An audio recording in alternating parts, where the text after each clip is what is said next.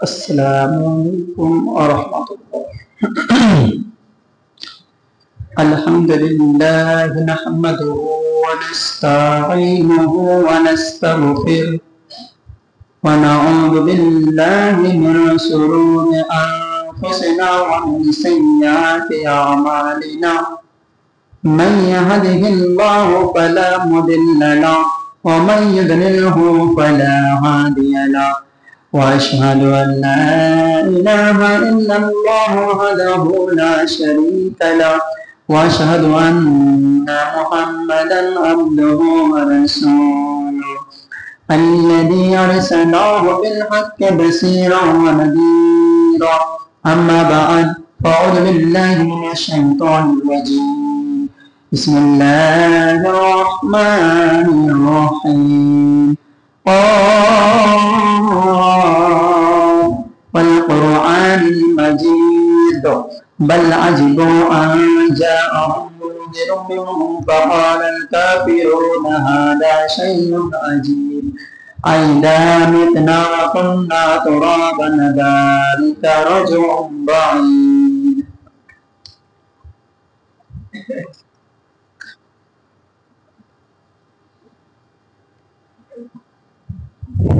Alhamdulillah Rabbil Alamin wala aqibatu lil muttaqin wassalatu wassalamu ala rasulih Muhammad wa ala ashabihi ajma'in amma ba'd fa'udhu billahi minash shaitanir rajim bismillahir rahmanir rahim wa qala an-nabiy sallallahu alaihi wasallam balligh anni walau aya fa'alil liman yurid wa ala kulli shay'in qadir khudhil afwa wa'mur bil urf wa 'rid 'anil jahil.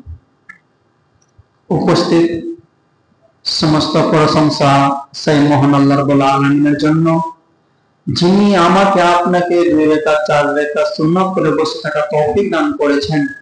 তাই সকলে কেরাম ফেলে বলুন আলহামদুলিল্লাহ। তারপরে আমাদের বিশ্বনবীর উপর দরুদ ওয়া সালাম নাযিল হোক, আল্লাহুম্মা সাল্লি আলাইহি আল্লাহুম্মা বারিক আলাইহি। সম্মানিত মসজিদের মুসল্লিগণ, আজকে আমার বক্তব্যের বিষয় হচ্ছে সদাচরণ। তার আগেই আমি 2-1টি কথা বলতে চাই আপনাদেরকে, যে এখানে যতগুলি মুসল্লি ছোট বড় নামাজ পড়তে এসেছেন, দয়া করে কেউ ঘুমাবেন না। সকলের মাথা যত উঁচু থাকে। আপনি তো আজকে জুম্মার সালাত আদায় করতে এসেছেন, আপনি তো বৈকালে আসবেন না। অতএব কোনো মুসল্লি আপনারা চোখ নিচে রাখেন না। আমরা এই কথা খুব ভালো করে জানি, হয়তো কিছু মানুষ জানে না, যে ইবাদতের জগতে সবচেয়ে দামি ইবাদত কি বলতে পারবেন? না, ইবাদতের জগতে সবচেয়ে দামি ইবাদত হচ্ছে সিয়াম। উমামা বাহিনী রাদিয়াল্লাহু তাআলা আনহু বলেন, রাসূল সাল্লাল্লাহু আলাইহি ওয়াসাল্লাম বলেছেন, উমামা আলাইকা বিসসাম ফাইন্নাহু লা ইদলা লাহু। উমামা, তুমি সিয়াম পালন করো। ইবাদতের জগতে সিয়ামের সমপর্যায়ের কোনো ইবাদত নেই, অর্থাৎ সিয়ামের মতন কোনো দামি ইবাদত নাই। এ কথা আল্লাহ নবী উমামা বাহিনীকে বলছেন। তো আপনি জানছেন যে একটা মানুষ ফজর বেলাতে সেহরি খেয়ে সন্ধ্যা পর্যন্ত না খেয়ে একটা সিয়াম পালন করে, একটা রোজা পালন করে, 1 গ্লাস পানি পান করে না, 1 ফোঁটা পানি পান করে না, দাঁতে কিছু একটি খাবার দেয় না, সারা দিন না খেয়ে একটা সিয়াম পালন করলেন। আর এই সিয়ামের নেকি বিচারের কাঠগড়াতে যত বেশি ভারী হবে, এই সিয়ামের নেকি যত দামি ইবাদত হোক না কেন, এর চাইতে বিচারের কাঠ গড়াতে সদাচরণের নীতি, নম্র আচরণের নীতি এর চাইতে অনেক অনেক অনেক বেশি ভারী হবে। সম্মানিত মসজিদের মুসাল্লিগণ, আপনারা জানেন যে সালাত দিয়ে আল্লাহকে যত বেশি ডাকা যায়, পৃথিবীতে আর অন্য কোন ইবাদত দিয়ে আল্লাহকে তত বেশি ডাকা যায় না। এর পরেও সালাত এমন একটা আশ্চর্য ধরনের ইবাদত, যা মানুষের অসুবিধা, দুঃখ, কষ্ট কিছুই বুঝে না। সালাত পড়তে আপনি বাধ্য একটু। আপনারা জানেন যে সোজা হয়ে দাঁড়িয়ে কাতারে সালাত আদায় করতে হয়। এই গ্রামের কোন যুবক ভাই, কোন বয়স্ক দাদু রোগের কারণে, অসুখের কারণে দাঁড়িয়ে সালাত আদায় করতে পারছে না।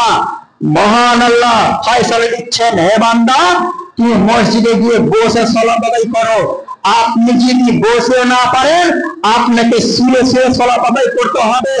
আপনি যদি শুয়ে না পারেন, তাহলে আপনাকে ইশারাতে সালাত আদায় করতে হবে।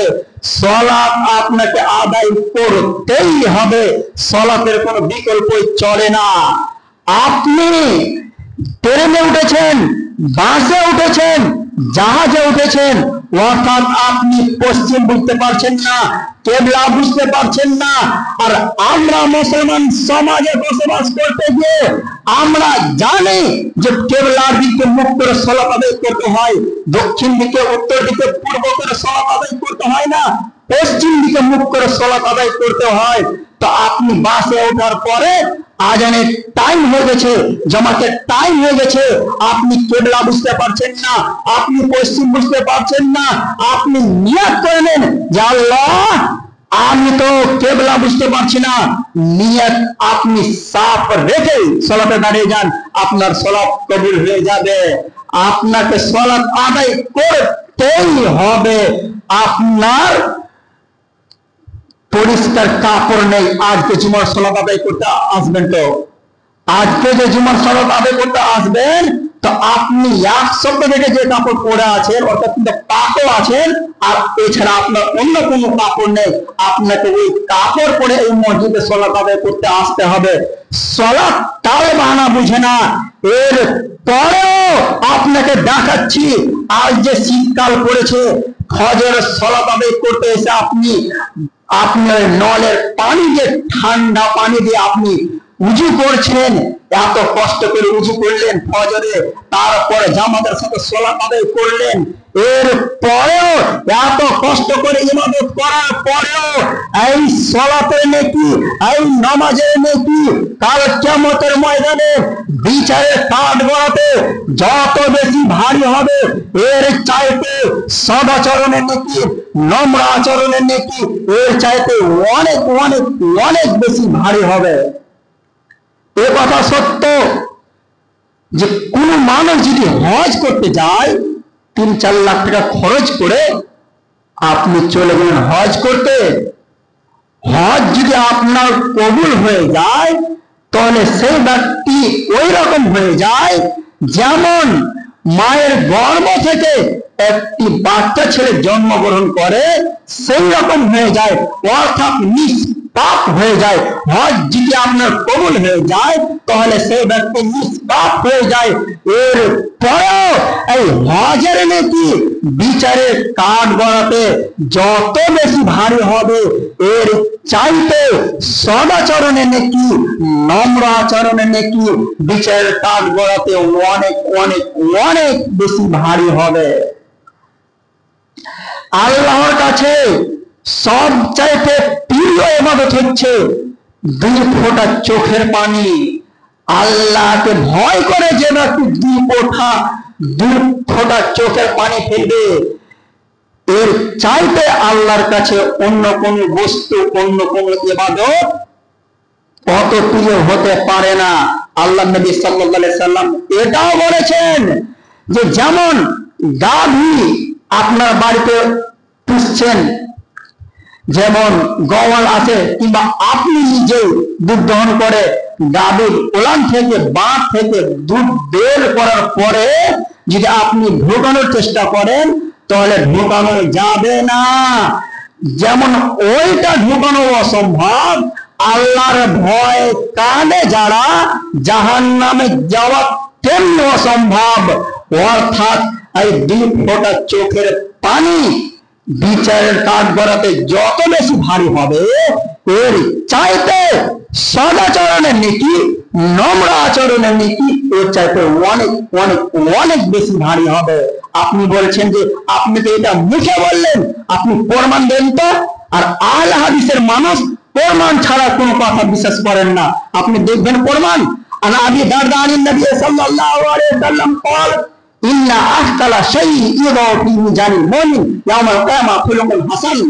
আবু দারদা রাদিয়াল্লাহু তাআলা আনহু বলেন, রাসূল সাল্লাল্লাহু আলাইহি ওয়াসাল্লাম বলেছেন, কাল কিয়ামতের দিন মুমিন নারী পুরুষের দাড়ি পাল্লায় সর্বপ্রথম যে ভারী আমলটি রাখা হবে তা হচ্ছে সদাচরণ, তা হচ্ছে নম্র আচরণ।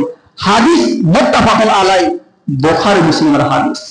সম্মানিত মসজিদের মুসাল্লিগণ, তো সদাচরণ দেখছেন বিচারের কাঠগড়াতে কত বেশি ভারী হবে। তারপরে মহান আল্লাহ বলছেন, ফারিমা রহমাতিন মিনাল্লাহি লিনতা লাহুম ওয়ালাউ কুনতা ফাদদান ওয়ালিদাল কলবি লান ফাদদু মিন হাওলিক ফাফু আনহুম ওয়াস্তাগফির লাহুম ওয়াশাবিরহুম ফিল আমর ফাইদা আযামতা ফাতাওয়াক্কাল আলাল্লাহ। এর পরেও দেখছি কিছু মানুষ ঘুমাচ্ছেন। আপনাদেরকে অনুরোধ করার পরেও আপনারা দেখছি কিছু মানুষ ঘুমাচ্ছেন। মহান আল্লাহ বলছেন যে অতএব আল্লাহর পক্ষ থেকে বড় দয়া যে, হে মুহাম্মদ তুমি নরম আচরণের হয়েছে, তুমি কোমলচিত হয়েছ, তোমার ভাষা নরম হয়েছে। লান ফাদদু মিন হাওলিক, তোমার ভাষা যদি কর্কশ হতো, তোমার হৃদয় দিলটা যদি কঠোর হতো, তাহলে তোমার পাশে যত সাহাবায়ে কেরাম ছিল তারা সরে যেত, কেউ তোমার পাশে থাকতো না। ফাফু আনহুম, তুমি তাদেরকে ক্ষমা করো। কেন?